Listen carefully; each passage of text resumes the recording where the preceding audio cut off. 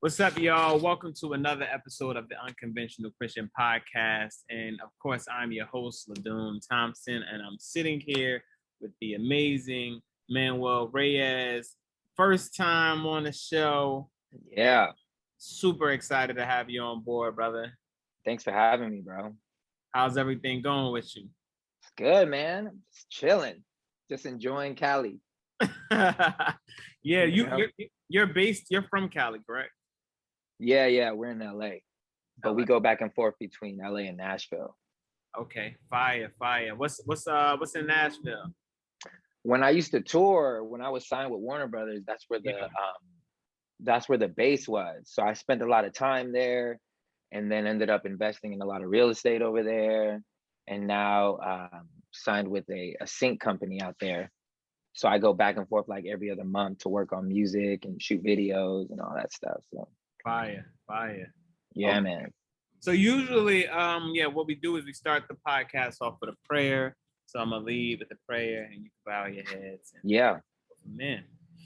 Father God, thank you for bringing us here to this space to be able to have this conversation together. We are asking that you sit both of us down, and that you stand up, and you allow this conversation to be pivotal, to be enlightening, to be a blessing to someone. And Father God, we ask that you bless us, guide us, lead us, and you control our tongues, that what we do and what we say will be life-changing, world-changing. In Jesus' name we pray. Amen. Yeah, amen. Yes, sir. Yeah.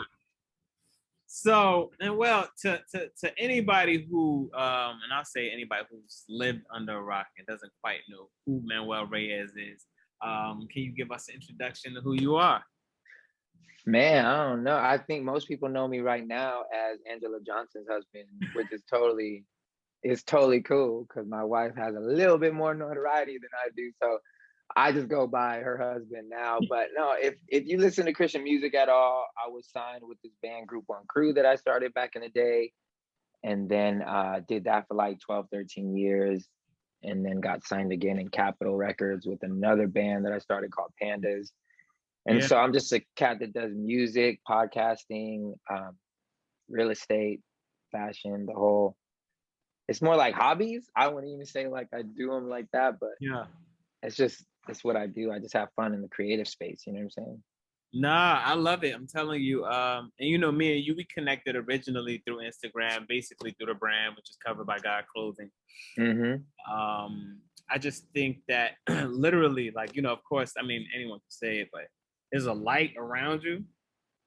So anytime when I first came across your page, I was like, yo, this guy, just by looking at you, I was like, this guy is fun, cool, and his energy is amazing. So I was like, yo, I'm gonna, I may have reached out to you originally, or yeah, well, originally I bought a sweater and tagged you because I'm that like I don't want to call myself an influencer, but like if you ever see me repping any brand on Instagram, I for sure bought it first. Right. I don't like, I'll usually get free stuff after I post somebody showing them, yo, I'm already rocking this. You have my money.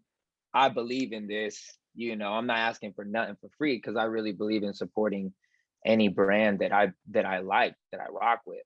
Right. And then it was after that we linked, and then I got all the stuff, and I've been rocking it and posting it. And every time I rock it, somebody hit me up and I send them to your page. So it's beautiful.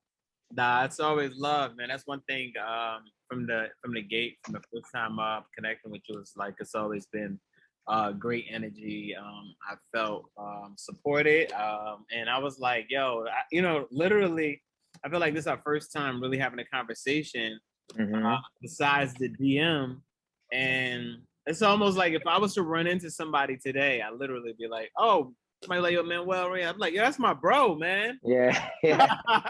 But besides being like my brother in Christ, it's more like, yes, this guy is like, you know what I'm saying? Like, it's one of the things that if I had to describe myself and I hope to give to people is to be a light to the world. You know what I'm saying? Yeah, man. I see that. I think it's definitely a kindred spirit type thing because I'm one of those dudes that I love people who do. I don't really get along with people who just talk. And it's not like it's not like I'm violent against people who talk, but Right. I mean, like, as far as like the dreamer in me, the energy in me, the worst thing that you can do is tell me your dream or tell me what you want to do, Right. because then I'm gonna be that guy that, like, how can I help you? Oh, Right. we need to do this, we need to do this, let's make this happen. And then if I see you not do anything with that dream, I'm like, oh man, you just talking. So when I saw your page, I was like, man, he out here doing it. Like, and that sparked so much in me, because I allow stuff like that. You know, there's two kind of people in this world. When somebody's succeeding like that, you either hate and ask yourself, why are they there and I'm not? Or you celebrate it and be like, yo, this is dope. Like, let me support this person because they're doing something that a lot of people don't do. And that's what blessed me about you. It was like, you're doing it. You're out there with the people, rubbing shoulders with dudes and just getting yourself out there, man. That's respect, because that's not easy. Nah, it's not. You know what I'm saying? And vice versa. I see you. Like, you know, one thing, it's just, if it's not fashion, it's like with you, I see you always putting yourself like in the most uncomfortable, something that I would call uncomfortable. If it's dancing, like, I'm like, I can't dance. Like, you know what I mean? On camera, it's able to create reels, create with TikTok. But one thing about you, I think it's the ability to constantly evolve. You know what I'm saying? That's what a lot of people, that's what a lot of people fall short and be able to say, in this next season of my life, I have to transform and pivot to become better. You know what I'm saying? Oh yeah. Like, I think what happened to me is I just stopped caring about being cool, you know? Like, for a while when I was signed, especially when I was in my second deal, like, you know, we had people that are helping the aesthetic, and, you know, because the Warner deal was a Christian deal, Capitol was a mainstream deal. So it was about creating this aesthetic. It was about being cool. It was about, you know, make sure you post the right thing, you know, blah, blah, blah, blah, blah. And I'm just like, bruh, this ain't me. Like, I've never been someone who paid people to show me how to be cool. I just was me. And everything that is me is completely anti-rap. You know, like, I freaking love romantic comedies. You know what I'm saying? I'd rather watch my best friend's wedding than freaking, you know, Transformers. I'd rather go shop than go play sports. I'd rather do, like, I'm just this guy who doesn't really take himself serious. And so I challenge myself on my Instagram to, like, just stop trying to be cool. Like, if you're gonna have fans or people who support you, they got to support you for who you are, not for this idea of what you are. So my only goal is to be as 100% authentic as I can, so that way I get people who really rock with me. And if they think I'm corny, if they think I'm a cheeseball, then cool, don't rock with me. Then you won't enjoy anything that I do, because I will dance with my wife because she thinks it's a good idea. I will make jokes about myself, or, you know, pick fun at myself, because I'm like, life is too good, and I don't need to be that serious. I'm not the standard of cool. You know what I'm saying? Right. I'm just trying to be me. Right. And that's super cool, because I think that like, I think it's tough for people to maintain that, you know what I'm saying? Like really, when talking to you, just as men more than anything else, like, a lot of men are in this place where they are trying to create this false identity of masculine energy.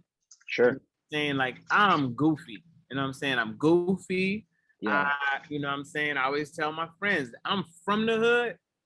And if I'm in a situation and somebody pulls out a gun, I might pass out.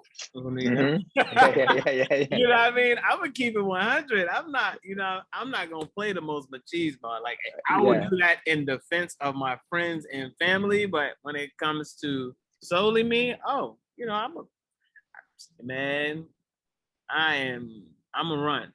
Yeah. I feel like it's a cultural thing, you know, like, it's cultures. I know, you know, our communities are more like, there's an idea of what a man is, you know, especially with the machismo thing, you know. So I'm Puerto Rican, so I'm like a third Black, a third Spanish, and a third Taino, which is the native Indian of Puerto Rico. And, you know, our men are super proud, super, like, we just, you know, we're that typical guy. And me growing up, I try to keep that going, because my dad's like that. But my dad was a street kid as well. He was raised on the street since he was 14 years old. Never had parents. Used to run guns. Used to like rob. Used to kill. He was crazy. My dad. Then he went to Vietnam. Lived a war life. Like, he has stories. So when he's like, he's hard. Like, he's OG. And when I came up, I was trying to mimic that, but there was a part of me that was very much like I had something soft in me. And when I was trying to live the thug life, when my dad got out of the army, I was trying to live this thug life because it was like we had no money. So I was like, man, I got to figure out how we're gonna make money. So I just started robbing. I used to started carrying guns. I used to just try so hard to be that thug. But every time I would do something, I feel bad about it. Right. Like, I'd feel like real like bad. I would get in fights, and if I hurt somebody, I would feel bad. I wouldn't be like, yeah, what's up? You know what I'm saying? I'd be like, oh man, I hope they're okay. I hope I didn't hurt nobody. You know what I'm saying? And it started making me realize that, man, maybe this idea of what I think a man isn't really who I am. And I need to reshape the way I think what makes somebody manly. And for me, the thing that I've recognized within my relationships, especially in marriage, is what makes somebody truly a man is somebody who can effectively communicate how they feel, who can lead, not necessarily in the sense of materialism, because we take that verse in the Bible, head of the household, and we immediately be, oh, that's money. You got to make more money. Right. You know, from jump, I knew that wasn't the thing. It's being able to manage and handle and be responsible with what you've been given, and show somebody that you can lead in that way. Right. And so I changed my whole ideology of what it meant to be a man, accepted the softer sides of me, accepted that I was a little bit different. And even though I got teased about it, I knew the teasing was coming more from other people's insecure projections than who I actually was. Because later on in the line, these same dudes are asking me advice and asking me, oh, how do you do this? How do you do that? You know, so I think it's very important to supersede the cultural standards of what we consider to be men and grow into it, you know, a real mature idea of it. Right. No, and that's 100% true. It even made me think of that conversation. I don't know if you saw it. There was a conversation between Will Smith, and I can't think of the guy's name. He was talking about male versus manhood. And just about like how our communities have us in a space where we're constantly thinking about how we can be even more manly in certain situations. You know what I'm saying? And we try to exert our manhood in certain scenarios. So like a lot of times with men, we just have to allow not the feminine, but I would say the feminine, you know what I'm saying? Like you have to allow that out because, you know, like create some levels of balance in that. Like a lot of people don't have that, you know what I'm saying? It's weird. I mean, I don't want to say it's weird. It is a byproduct of what you were raised to think. You know, but God is this beautiful combination of feminine and masculine, and it's like this balance of understanding when to be what. Because I don't think it's cool to be cold the whole time or have no touch with your emotions or be able to access that when necessary. I mean, for sure not in a relationship. Like if you can't access that stuff, then you're just like you're not really of use to a woman. If you can't at least access it to be available for her when she needs that, you know? Right. Yeah, my pastor was just recently talking about that in some seasons you have to learn how to be a lamb, and some seasons you have to learn how to be the lion. Yeah. And a lot of times everyone's trying to be the lion all the time. And you know, I found that I masquerade as a lion wearing a lamb's mask. Because I don't do anything in my relationships as a lion anymore. I used to like roar, but all that did was make people think I was an a-hole. You know what I'm saying? They're like, this guy is not sensitive. I'm an 8 in the Enneagram, so I used to handle things like that. Now I realize, like, man, if I can be a lion wearing a lamb's mask. An example of that, like with my wife, if my wife pops off or she does something that I'm like, ooh, girl, I will just look at her and be like, I'm gonna need you to go talk to God and ask why you did what you just did. And I walk away. because I know in my mind, I'm like, I don't need to scream at her. I don't need to yell at her. Yeah. I know she's going to think about it. She's going to take the next 10 minutes. She's going to get convicted. She's going to realize she acted out of anger. I don't need to tell her. She already knows. Right. I'm going to walk away, and in about 30 minutes, she's going to come apologize. That's what's going to happen. And I do not need to raise my voice. And it's what always happens. Wow. Because it's more important for me to be accountable to how I react than to try to control how she reacts. You know what I mean? Right. Wow. And you guys, congratulations, first of all, on 10 years of marriage now? Yeah, bro. Damn. Yo, it flew, man. It flew. 10 years is crazy. We were just watching our wedding video yesterday. I'm like, man, we were so, like, we didn't know what we were getting into. Yeah. But it was better than what we thought. I think we got married at the right age. I was 30, she was 28. I lived through my crazy 20s being an idiot. Both of us out of debt, both of us in our dream jobs, already running. Right. But when we got together, we didn't even slow down. It was just like, our questions were more like, which house you want to live in? Because I had one, she had one. Which coast you want to be on? Because I'm over here, okay, cool. What car you want? What car you want? Where you want? What you want to do with this? How should we? It was just like, and I'm not saying that in a boastful way, but I think it's different when you get all your crap together, you get all your ducks in a line, and you're efficient. Then somebody enters your life, you move a lot easier. I've seen things like debt and lack of the ability to communicate weigh marriages down at the very beginning to where they don't even hit their stride because they just trying to stay afloat. And I'm just like, man, nobody told you that this was going to be more important. Right. Nobody told you that this mundane stuff and this real technical and logical stuff is going to be way more heavy than romance and the idea of like, oh, we're in love, Yeah. So we didn't deal with any of that stuff.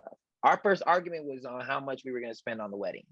That was our first argument because she wanted to spend some insane amount. And I was like, girl, I didn't make that last year. You must be out your mind. That is not happening. That was our first big argument. And that was it. So it was funny though. Now, and I guess that brings me to like, for you guys, there's so many, like, you said so much right there, and I was over here like, I want to jump in. Like, first of all, like, okay, even with your relationship, marriage, how long did you guys date before you guys actually got married? Man, we were married in 9 months. Wow. That's everything together. Like, met, married, 9 months. I don't encourage that, but like I said, I was wilding out for 30 years. You know what I mean? Yeah. I was doing my thing. I was that guy.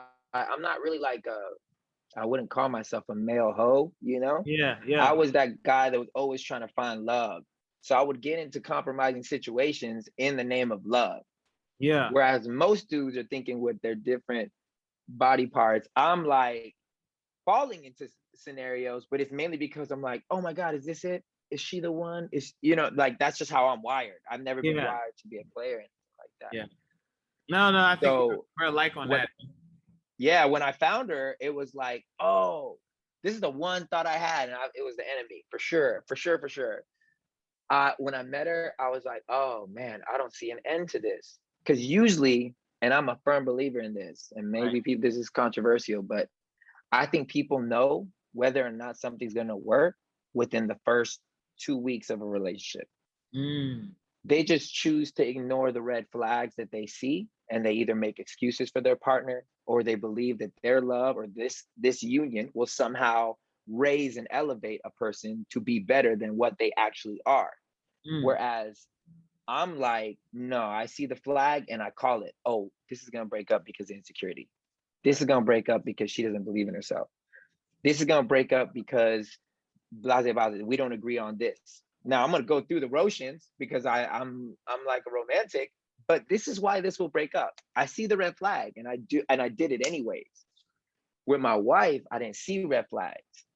I didn't see anything. Like, we were like aligned in everything. Right. And the one thing that popped into my mind was, oh, you're not going to be able to date anybody else. And I'm like, man, if that's the only thing keeping me from getting married to this girl, that's the dumbest thing ever. I'm gonna jump on this, because that's a fool's errand. You know, Yeah. it's like what Paul says, it's chasing after the wind and you're not grabbing anything. It'll never Right. be enough. So when I found her, I knew, and it just went like this, and I wasn't scared. Like not one time I was scared, but it was the weirdest thing ever, because our first year of marriage, I was still looking around like I was single, because I wasn't used to being married. It was 9 months, Yeah. bruh. So I would still go to shows like, I wonder if my wife's here. Oh, wait a minute. I'm already married. My bad. I forgot. And she would do the same thing. The whole first year, we were just like stumbling through it, like laughing at each other. Man, we went fast, but it was beautiful. Yeah. Yeah. And that's dope, because I think that a lot of people don't realize, and it takes them a long time to realize, like, how important, and I say this all the time. I talk about Darius Daniels all the time. That's my pastor. He talks about, like, one of the courses he's working on right now is talking about how dating is data collecting. That's what dating is. And a lot of people don't spend enough time collecting data. You know what I mean? We see something, we like it, we enjoy the moment, and we say, bump it. I'm not paying attention to nothing else. This is gonna work somehow. We're gonna figure it out. We like each other, we love each other, it's hot, it's passionate. And then one thing I always say is, too much too soon too quickly is relational disaster. Sure. I think it's more so us. I don't know if we know it when it's happening, but I feel like time has less to do with it based on how you spend the time. Right. I've heard it said, and found it to be true, that most of the times we find other people to be with that share the same trauma that we do. And we're looking into each other to heal the trauma within ourselves. Most of the disagreements that happen within relationships, or the conflicts, are really just projections that we are putting onto someone else, expecting them to heal us when it can't happen. Like I say this in one of my raps, I said, broken people can't fix other people. Like, we're broken, we can't fix each other, because we need to spend time fixing ourselves, but we spend more time projecting our expectations, our insecurities, our ideas of what we thought things should be onto each other. And that's where most of the breaks and rift happen. And then out of that is a byproduct of blame. Now we blame each other because we think it's your fault that you didn't get me, when it's like, you don't get you. Right. I can't get you because you don't have a full understanding of who you are, so that you could present to me that person and I can make an accurate decision on whether or not I want to rock with you. If you present to me this idea of who you think you are, then I'm just making decisions based on speculation.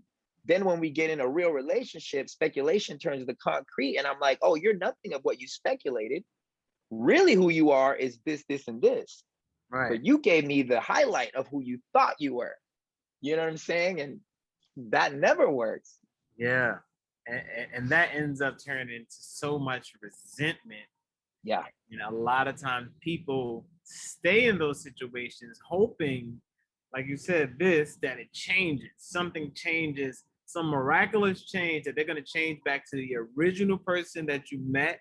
But ideally, the resentment that's there is that people have this frame of mind and looking and thinking like, yo, this person really is not who they said they were. They lied to me.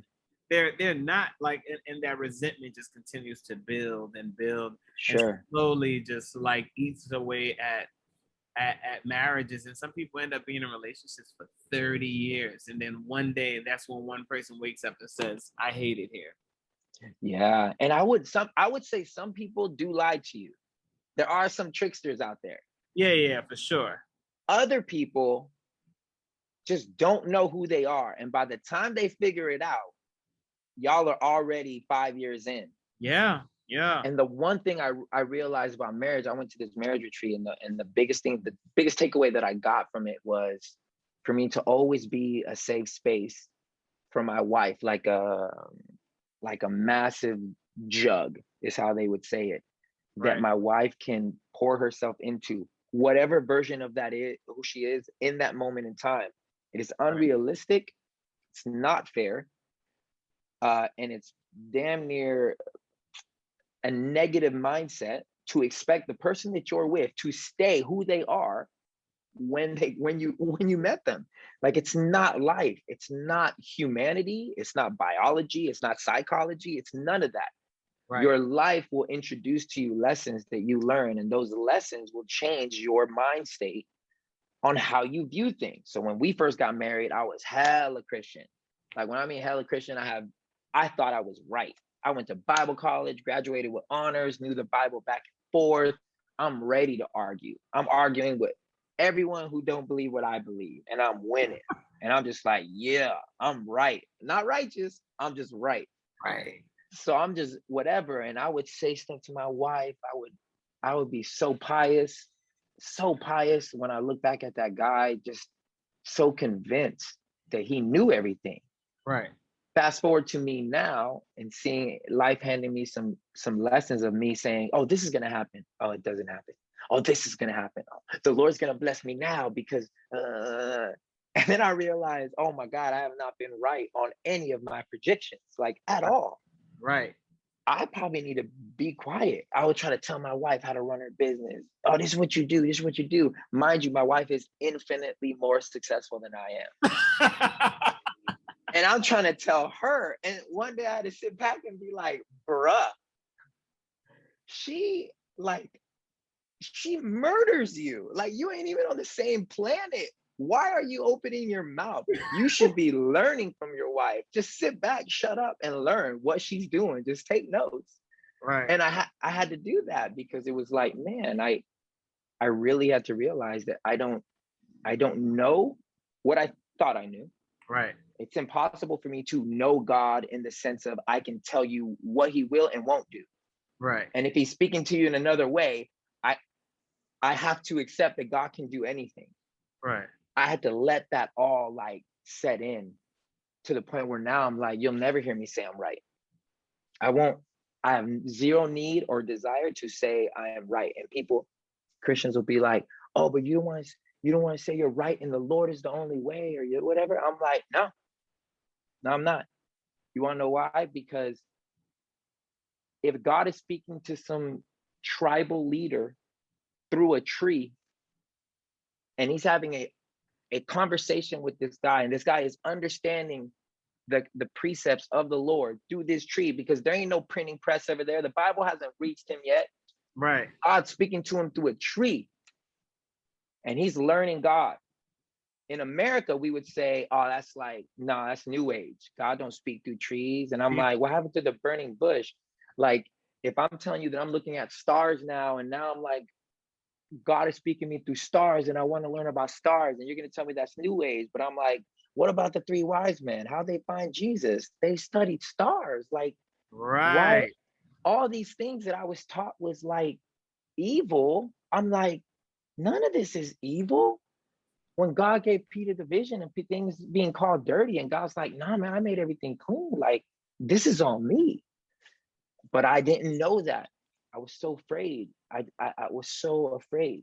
Now I'm just not afraid, but I'm a completely different person. My wife always says it. She's like, if I met the old you today, I wouldn't marry you. You'd be too Christian for me. You'd be too holy, think you know everything. Yo, and I think that's for me, that's currently that's a motto I live by. Like, I'm really trying to get to a space of unlearning what I once thought about being right. You know what I'm saying? I mean, about being right. That's the main thing. I'm constantly trying to be right. So I'm never trying to be, now I'm solely not trying to be right. I'm having conversations with any and everybody. You know what I'm saying? When I come across people, I want people to meet me and meet Ladun, this person that is a child of God and a representative of God. And I want you to meet me and say, man, I met him and I felt like I might be a Muslim, but I love his message. I love what he's talking about. We have to serve the same God because this is the God that I believe that, like, you know, I serve as well. You know what I'm saying? There's a lot of people that don't understand that concept of, and that's why it's kind of one of the reasons why this podcast is the Unconventional Christian, You know what I'm saying? I've had people who are Muslims. I've had members of the LGBT community on here because the thing is that we're all children of God. You know what I'm saying? Ooh, how did that go? Oh, those are 'Cause amazing conversations. I had I be catching smoke anytime I I go know into you catch smoke. that. And I'm telling you, and more, and it's a great thing having this conversation with you because I feel like more and more now it becomes a little bit easier to have those conversations. You're the perfect. I haven't even leaned into any unconventional conversations yet, but one of the things for me is that like it takes time to be able to get into that space. Sometimes it's uncomfortable starting to have conversations because sometimes I'm not even ready for the smoke. Mm-hmm. But Yeah. it's not that I'm not. A lot of times, and that's why I'm taking my time as I step into this space. Like more importantly, one big thing for me is that I want to be like. I grew up in church.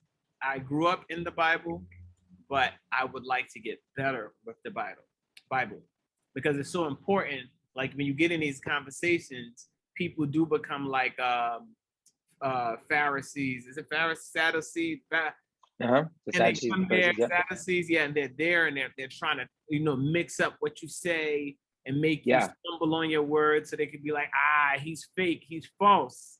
So I don't really talk about what I really know about, but I know how important this unconventional space is because it creates like one thing about my prayer room that I do in the morning that everybody talks about is like, this is a safe space. Yes. I'm Muslim, you're Muslim. This person's like, I don't even believe in God, but I'm in here because his message makes my spirit feel better. Yeah, bro. I want to encourage you, bro.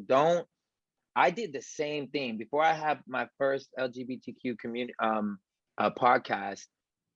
I didn't do it because I was afraid that I didn't land on a side of right or wrong. Yeah. Right? I did before. Yeah. I was horrible before. I was that I can't stand myself. And I call myself out before on my own podcast when I talk to people, because my wife's brother is half of her family's gay. It was my first time ever hanging out. And I don't mean half, like that's not hyperbole. That's legitimately half of them are gay. Right. So her brother would go to church with me and her, and I would literally tell her, this doesn't even count. Why is he coming?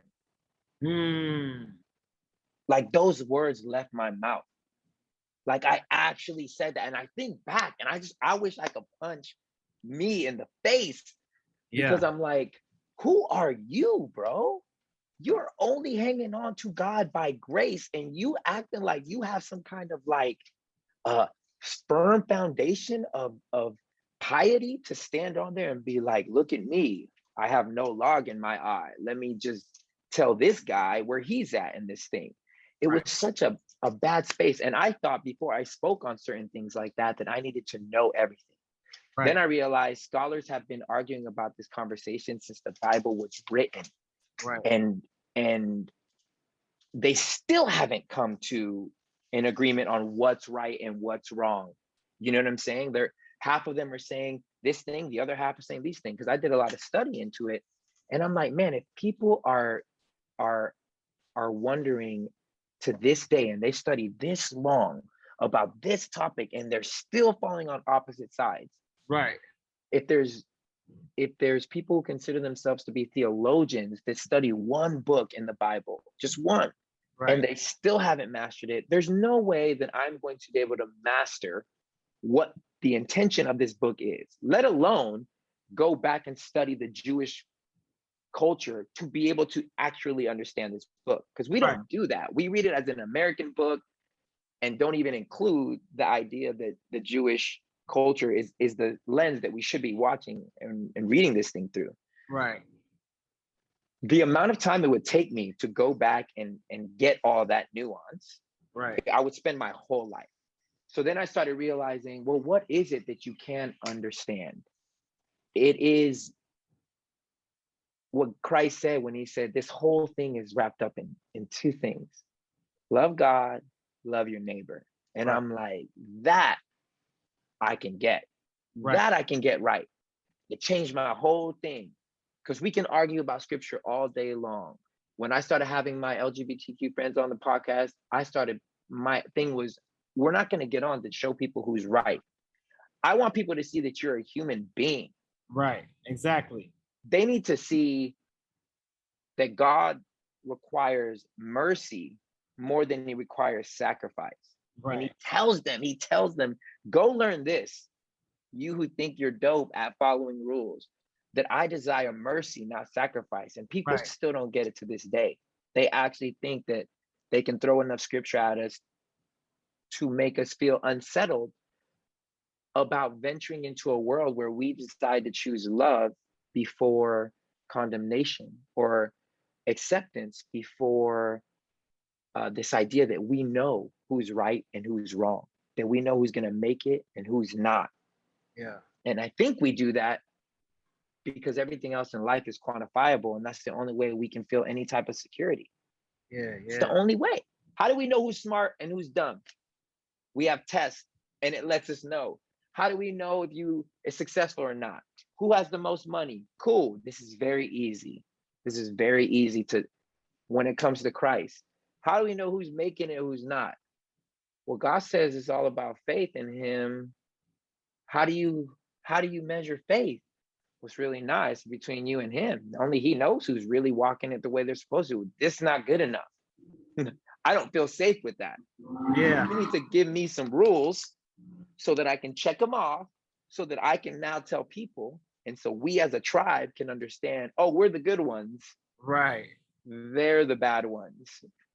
As long as we stay in this space, we're good. Right. That's how human beings are. We need to know. Not knowing kills us. Yeah. And I'm in the not knowing, and I feel so comfortable there. I feel amazing in this not knowing space. Because there's no pride there. There's no pride. There is no pride. I feel like more than ever, I think that this season of life is somewhere between learning obedience and learning grace. You know what I'm saying? Grace, meaning like learning people around you and understanding why they are the way they are, and not casting my judgments on them for who they are, especially when it even comes to the people around you. Mm-hmm. You know what I'm saying? Because you have to give them understanding, because we all come from different backgrounds. And some of us come from the same backgrounds, but still completely different. Like, we were raised completely different. So it's like, now I'm just learning more. Like, there are moments when I'm learning that, there at some seasons you did have narcissistic behaviors. You know what I mean? And you didn't realize that's what you were doing. You know what I'm saying? In moments where you may have been like, I need to be the center of everything, and everybody has to, like, I'm better than, in those moments, God will sit you down, God will humble you, God will have conversations with you and let you see yourself. Sometimes it's such an outer body experience, those moments where you pray to God to give you discernment about yourself. And I've had moments where I feel like an outer body experiences, and I get to see myself, and I'm like, oh my God, I'm so ashamed of who I am in those moments. Yeah, man. But it's so beautiful, because I think the only way really to get there, and this is why most people don't get there, is because you first have to get to a place where you're okay with being wrong. Right. And that's another thing that people, I don't know anybody that likes to be wrong. No one, because it just flies in the face of you having to deal with the fact that all your preconceived ideologies that you have built a life on may not be the right way to do things. And not right meaning like there's only one way to do things, but literally right for you. Like the way you are acting is not bringing about the best outcome for you. Not even me judging you. I'm just watching your life and the way you're living, thinking that these are the right set of beliefs to have, is not producing the right fruit in your life. Right. So my fruit, when we were in that mindset of like, I'm right, the only fruit that was producing was better argumentative skills. I'm a really good arguer.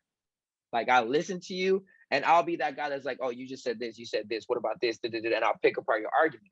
That does nothing but ostracize people. That does not, that don't invite nobody in. That don't make anybody feel safe. Like, I would be that way with my wife. She would not feel safe. She doesn't want to talk to me because she thinks I'm going to just tear her apart. But then when I realized, bro, you are wrong more than you are right. Right. I think you probably need to just like step back and accept that. And now the plight is, my new ideology is allow people to be, accept them for who they are, love them, and trust that the same God who is perfecting you is perfecting them. Right. I am baffled at how many people think that they're smart enough, righteous enough to cast judgments and fix other people. Like whenever I ask people that, I'm like, when I put up this post about one of my podcast Patreon members that I had, and she's gay, and she said some stuff, and I got so much, like over 1,000 comments on this post, and everybody was just telling me, oh, you're just trying to bend the Bible for yourself. You're just trying to do this for yourself. You're just trying to do this for yourself.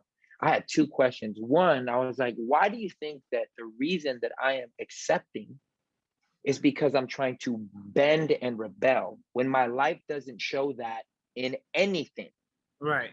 I'm insanely disciplined in my diet, in my working out, in my work ethic. Everything that I do is disciplined and it's routine. There's no sign of me being a rebellious person who's just like, forget it, I'm gonna do whatever I want. Like my life doesn't show that. Right. But you think that because that's your projection onto me. Because the reality can't be that my heart wants to open so big to the world that I would rather have a full heaven, right, than an exclusive one. You know what I'm saying? So that thought never goes to their mind because that's not how they feel. They want an exclusive heaven. right. They want to be the one in there, and these people are not coming.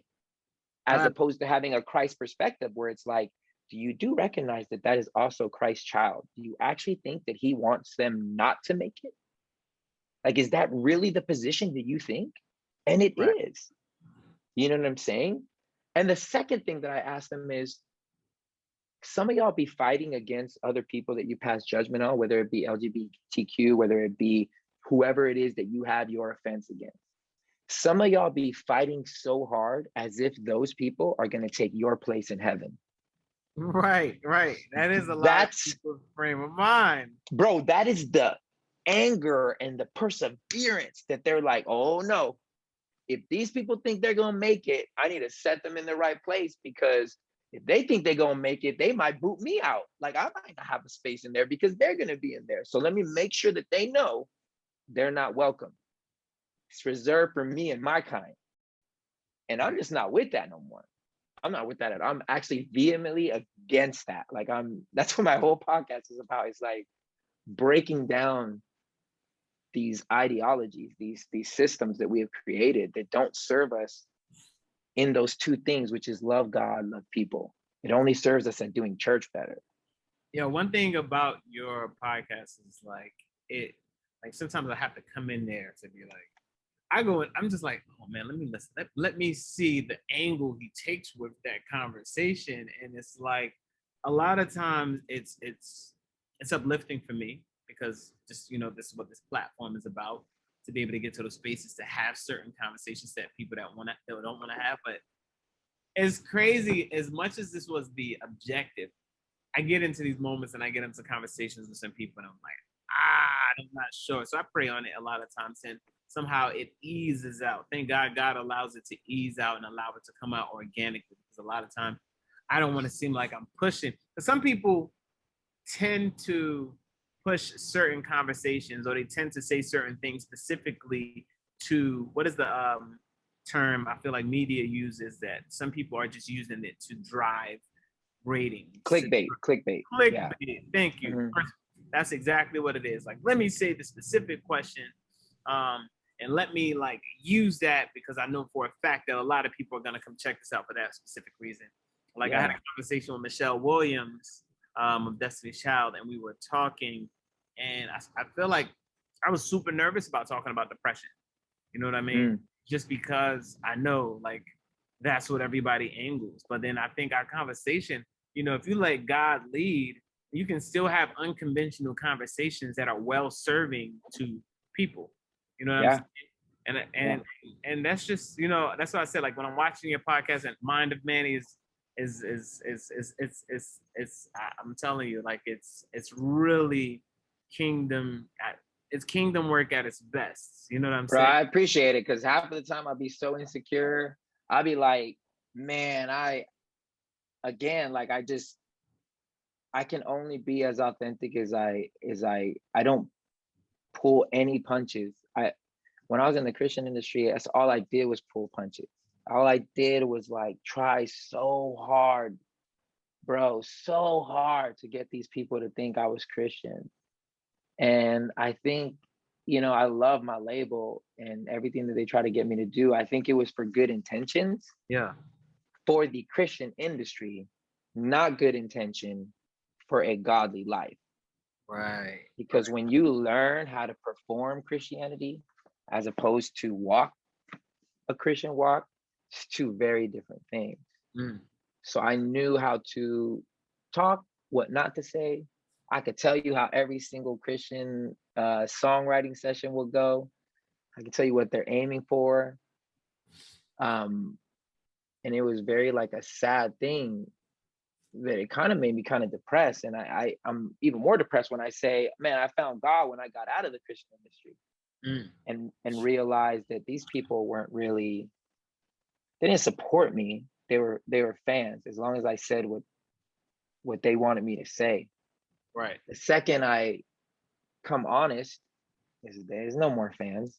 I'm like, in the last month, I lost like 5,000 people off of Facebook, like gone. Like, I'm just like, dang, because they don't want to hear who I am. Right. Right. They want to hear who they want me to be. Yeah, and that's ideally. I feel the same way. When I started the prayer room, and I was doing a prayer room every morning, I got to a certain space where I looked up and it was like, oh my God, there's 1,800 people here on live, and I'm just like, for something that started off with 30 people every day, like, and I just talking, it was like, wow, 1,800 people. But then when I started to dive into real conversations about like obedience, mental health, and dealing with our egos and triggers, then I just started watching those numbers just start to drop. Mm-hmm. And I'm in my solid like 400 people 3 days a week. But like, you know what I'm saying? It's really doing a special work, you know what I mean, within people, and having some conversations just right before prayer. That's I feel like it's changing not just people's lives, it's changing me, because I get to see people and hear them be transparent about what's going on. And I'm like, wow, this is amazing. Like, and I think that even me coming back to like one of the things with you is like I think a lot of people need to hear that. Like when it comes to your even with your relationship with your wife, like how did you guys determine, like when you guys were coming in together, like how important was it to have, did you guys always have Christ as the center when you first came together? We did. I think that's what gave us the first false feeling of safety. Yeah. Look, I had a lot of people ask us, because we have a separate podcast called Manwells, and we just talk about relationship things. And we had some people, they always write in questions. And this last week, they were like, 40 and single, I need to find a good Christian man. Where do I do it? How do I do it? I'm single. How do I find a good godly man? And I think 10 years ago, man, he would have said, you got to go to church, find them where they at. 10 years later, all my friends that met at church, 80-90% of them divorced. Yeah. All of them. Yeah. One or the other went back crazy, and they're split. So yeah. And I'm like, they did it exactly how we were taught. This is how you do it. And so now, being in marriage, it started that way, but my wife was the first to deconstruct like 3 years into our marriage. So here I am touring the world telling people about Jesus, and my wife's telling me, I don't know if I agree with everything that's in this Bible. Mm-hmm. I don't know. And I'm like, excuse me? Like, wait, I married a Christian girl, and now you tell me you don't really want to mess with it right now? Right. And I went into like this scared mode of like, how do I tell the world about this Jesus and preach this Bible When my own house, my wife is not in any way close to that. Right. So we had a contentious year or two where it was like, oh no, like it was an identity crisis. And then when I lost my voice and I had vocal nodes and I couldn't talk for 6 months, I went into what I call my hippie Jesus stage, where it was just me, the Lord, and no talking. I couldn't talk. Oh I couldn't my say God. it. I couldn't say what I wanted to say and tell people how right I was. I had to shut up and just listen. For 6 months, I was on vocal rest. And that's when I fell in love with the trees and the grass and life in the most simplest form, because God just spoke to me and showed me like, bro, you're doing it all wrong. You're doing it all wrong. And so now what I recognize what makes a relationship work is two things, okay? Communication and how you handle conflict. There's a bunch of other things that you can add on to that. But from what I see in relationships where they break the most is people who don't know how to talk and properly communicate what they are feeling and thinking. And then people who don't know how to handle conflict. They handle it in two different ways. And that's what ends up scarring each other. When you don't know how that other person handles conflict, you start taking everything personal, as opposed to, oh, they're doing this because of this. This is why. Can't take it personal. This is their upbringing. This is their this. So with my wife, she's very quick, 0 to 100 really quick. And when I look at her family life, all of them are 0 to 100 really quick. They're all very sarcastic. She's funny because they all tell jokes and bust on each other. Yeah. So when I understand that, it's a beautiful thing for me to be able to understand that this is when she does this, it ain't personal. Don't take it personal. Right. She's working through unlearning her upbringing. Right. Has nothing to do with you. And so now I don't really take the arguments personally. I'd be like, give her a day. She's gonna come back and she's gonna say sorry. That's what's gonna happen. Right. And I think that's the beautiful thing. So I think it's moved to something a little bit more, and I guess you can call that spiritual. Yeah. But to me, it's a little bit more like psychological. It's a little bit more grounded in just like earthly realism, as opposed to like heavenly mindedness. Because I could say, oh, I just sat and prayed for her all the time. And it's like, oh, bro, it's not even close to what happened. Right. We went to counseling, and it wasn't even that we were having issues in a negative way. It's just we felt like counseling is necessary. Like, we should really get into counseling, and we learn tools, how to de-escalate, disagreements, how to understand one another's intent. We took the Enneagram test. We know exactly what kind of personality we are. Bro, once you have that information. What is that test? Enneagram. So the Enneagram is like hundreds of years old, and it rates you in numbers, I think from 1 to 9. And it's all different personality types. So I'm an 8. So others notable 8s are like Martin Luther King, Hitler, Donald Trump. Like these are other 8s, but some are in their shadow 8s, like a Hitler, or positive 8s, like a Martin Luther King. So they're leaders, they take command, they get things done, they're assertive, they're occasionally bulldoze you. Yeah. But it's not because they're not like negatively trying to do that. It's just that's the personality. They're the go-getters. And then you got other people like a 4 who's more a feeler, more emotional, more, they care about what other people think. It's very helpful to understand your personality, right? Because then you don't take things personal. Right. You're like, oh, this is the kind of person this guy is, and they're working through it. So I think that's helped the marriage more than anything else than just being quote unquote spiritual. It's funny because I had a girl wrote me, she's like, I'm in my 2nd divorce and I prayed so hard. I did all the things, I did all the prayers, and it didn't change anything. And I'm not on here saying that God can't change people. Right. But I'm definitely saying if you're just praying, it requires not taking self-responsibility like on yourself. Right. God's best representation is you. So if you can be loving, slow to speak, calm, don't respond with the same type of energy your other person is, that'll show them God way faster than you quoting all the Bible to them. Right. So, and for y'all, just because of time, 'cause I have 1,095 questions left. Yeah. I have so many questions, but for you guys, like, what's kept the spark in your relationship going? Because I know we've talked about how people change, but I'll even get a little bit more unconventional when it comes to like how relationships can become even like boring. Because one of the a tough conversation for people is when of course you talk about sex. Mm-hmm. Saying in relationships, like what at some point in time, how does like in relationships, how do you consistently figure ways to change and elevate? Some people may not even need to elevate when it comes to, some people grow older and it just like that finishes.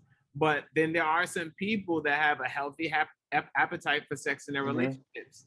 And what's the scenario if one person is their appetite is still on 10, then the other person is now on 2. What are some, for you guys, what do you guys, what's not even a solution, but how do you guys deal with that kind of change in your man? The best thing has just been being communicative. Like, we're so honest. Like, I'm like, when I say honest, just think about all the stuff that somebody would tell you. Don't tell your wife you're thinking that. Yeah. And I tell her, go run through every scenario you can possibly think of. Every scenario, whoever's listening, every scenario. Nah, he wouldn't say this. I will.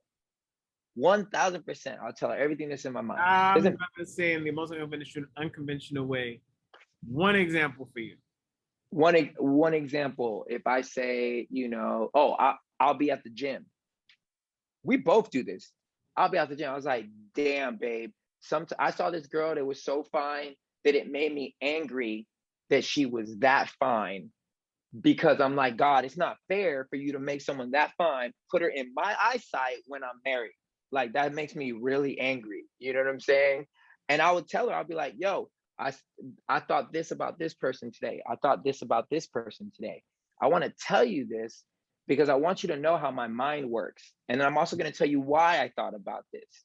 Right. And it's not to make you insecure, because obviously I'm here making you secure. It'd be different if I would tell her all this crazy stuff in my mind. Right. And then not pay attention to her. Right. Then all she has is these like, oh, he's probably not paying attention to me because all these thoughts. Yeah. But I would tell her all this, give her a big hug and a big kiss, hang out with her, love on her, be intimate with her, because I tell her everything in my head so that she can know me. I'm always amazed. What I got taught growing up was like, hey man, you have a male accountability, so you just tell your male accountability stuff that you can't share stuff with. And I'm like, but wait, this is the person that I said like I do to. Like, this was my, like, she's supposed to love me in sickness and in health. So if I can't tell her everything, then that means I'm only allowing her to love me at half capacity. And I'm only loving her at half capacity. Right. She has to know everything so that if I'm struggling with something or if something happens, it's not coming out of left field. She knows everything. So because she knows everything, she also knows how to guide me. Hey, I don't think you should say this to this person. I don't think you should hang out with this person. I don't think you should do it. And I'm like, why? I'm not even thinking it, because she knows everything. She knows my wife brain already. She knows how I work. She knows how I think. She's like, you're super flirty. You're super helpful. You're super this. Don't forget this. And she doesn't say it like in a negative way. She says it in a way of like, I'm just trying to help you so you don't look bad. And I'll be like, man, I don't agree right now, but I'm going to listen to her because she's never been wrong. Right. And so it like helps us. But most people, that's a scary place to be, to say, all right, I'm about to tell you everything I think. Right. Because you think that other person is going to get mad. They're going to leave. They're going to be insecure. With me and my wife, we just grow stronger because we hold space for each other. Right. So when it comes to sex, in the same way, we communicate about everything. And in my mind, I'm already like, bruh, be ready. If she says all of a sudden bunnies turn her on, I'm gonna go buy a freaking bunny suit. I don't get it. I don't understand it, but I'm not gonna shut it down, and I'm not gonna think it's weird. Right. Whereas before I used to say, oh, that's weird, that's dumb, oh, that's stupid. I used to say stuff like that. Unknowingly, I could be stifling her. Okay. Now I'm trying to celebrate all the freak, because that we should be. If you don't celebrate it, somebody's going to feel ashamed. They're going to feel like it's bad, and they're going to hide it, but it's going to be in them, and then it's going to get expressed somewhere else without you knowing, because of the shame aspect. Mm-hmm. Now I'm like, yo, let's talk about anything and everything. I ain't scared. What's up? What you want to do? Right. And it's helped so much, because I think most of the times we find out, oh, this is just a fantasy. If I actually got the opportunity to do the fantasy, I don't think I'd actually do it. Right. But it's nice to talk about it so that you don't feel like a weirdo. If your fantasy is like, oh, I want to do this, I want to do this, I want to do this, but then now you said it out loud, so now it's real, and now you're actually talking about it, and you're like, yeah, I don't think I would do that. I think it's just a fantasy. and then there's things that you really would do, and then you get to do it together, and it's dope. And I think in my last question, before I go into my rapid five, I say, what is your biggest, if you had to give your biggest advice to millennial, Gen Z, I would say not even just Christian, but just, I would say Gen Z, millennial married couples that are trying to keep God in their relationship, but still in the same token want to be able to have a healthy relationship, unconventional relationship. What would your advice be to them? It's literally what I was just saying. Like, if you can find a way to be okay with who you are, all the broken, all the crazy. Look, I know that most people are hiding a shadow side of themselves. Right. That they're so afraid of the other person that they pledge their life to, for better or for worse, finding out. Right. If you can get to the place where you can just bear that, give them all of you, both of each other, and commit to one another that you're not going to get mad, that you're not going to react negatively, that you're going to hold space for one another. You think on the other side of that is absolute terror and anger and fight and arguing, but on the other side of that is this whole level of intimacy that you never thought possible, because now all your dark secrets, all the stuff that you think about when no one's around, the person who loves you knows. There's no shame in that when something comes to the light. Right. When it stays hidden, there's nothing but shame in your own thoughts to talk to you and tell you how bad you are, how horrible you are. And I think that's why I see people end up checking out of their marriages or living this other side life. Right. That the other person doesn't know. Before you know it, they're like a stranger. Or you got multiple personalities, and some decide to just go live that life and leave, or they just end up this dual person that you never really get to love, and you're doing yourself a disservice, because you never know that other person may love you as much and then share with you they're crazy. Right. And you're going to realize, oh my God, we're both broken. We're both crazy. We both got these insane thoughts. Right. Oh my God, I love you. Like, I didn't think this, I thought you were going to get mad at me. And if the other person one-ups you and be like, oh, you think that stuff? Let me tell you what I be thinking. And then you find that you're like both mad in the most beautiful way ever. Like, that's what me and my wife, I told my wife something crazy. She was like, oh, I think this. And I was like, what? Are you serious? And we laughed and we hugged and we're like, we're both crazy. We're both broken. Damn, this is beautiful. Let's just keep being honest. And we just kept it going. Wow. Just kept it going. And it's so dope because I don't have to be afraid of who I am. I don't have to hide anything. Right. Right. It's awesome, bro.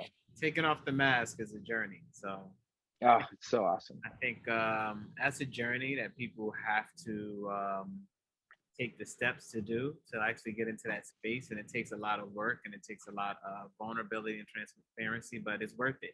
Because at the end of the day, once somebody does once you both take off your mask, joy lies somewhere behind that. You know what I'm saying? Like, sure. An opportunity to really be yourself. And even if you guys do not end up some people don't end up together because you're like, well, that's not who I thought. But Yeah. you get an opportunity to find that person who is who's gonna love you for every single part of It's the personification of when people say live your truth. you. Yeah. Like you can't, like it would be horrible to live and die within a marriage where you're not you. Yeah. And that's the truth. So I'm gonna go with my rapid fire questions right here, man. Go. These are, and these just really deal with, for us, we have just a few questions. All right. So, number one, New York, LA. Ooh. Ooh. Depends on what time of year, bro. LA's in the summer and New York's in the fall and winter. Yeah. Every year. Both of them. Yeah, Oh. legit. For the last 20 years, I've been in New York every Christmas. Wow. Okay, number two, Yankee fitted or Prada Scully? Yankee fitted. In ranking, acting, music, and podcasting. Music, podcast, acting.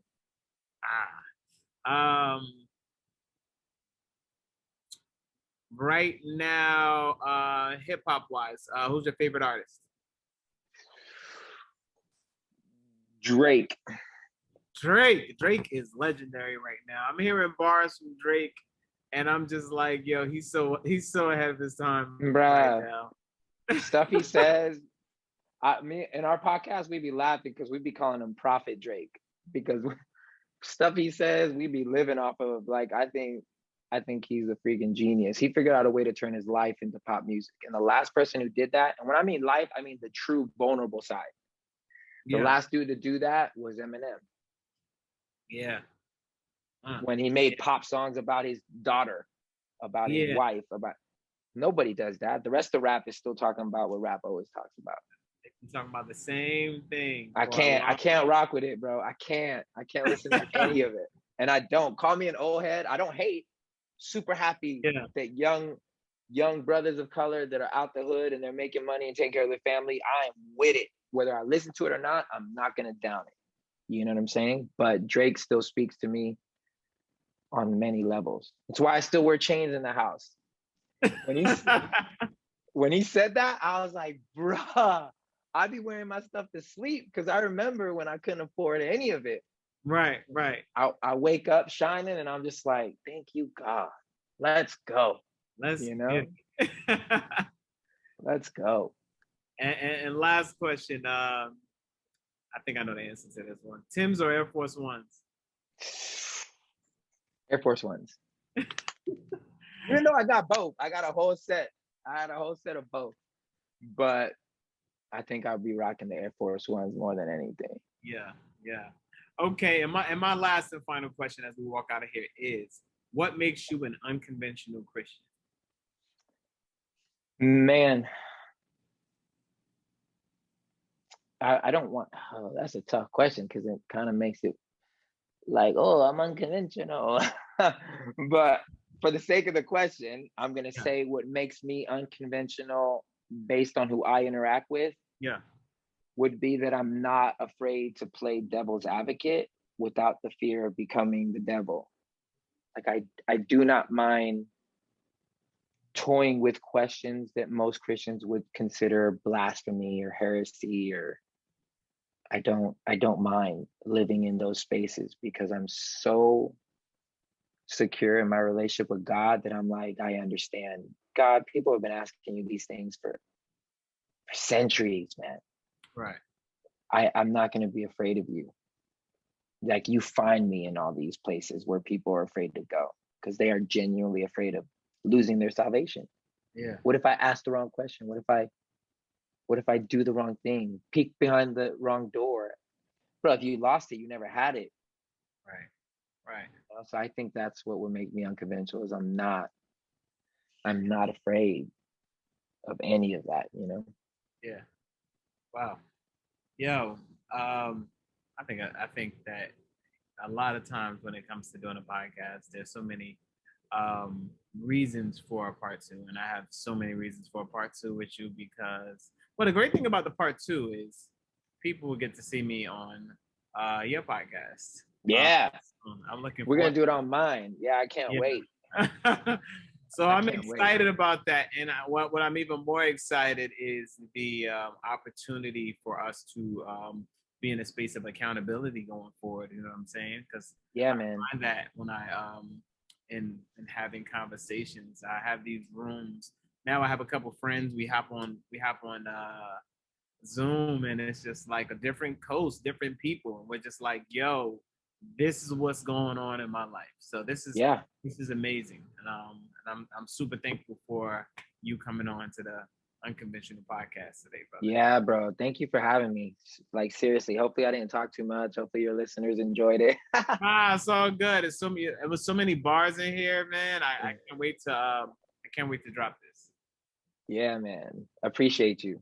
Thank you, and this is thank you for coming on to here today. This is another episode of the Unconventional Christian Podcast. Y'all have a blessed evening. Yeah.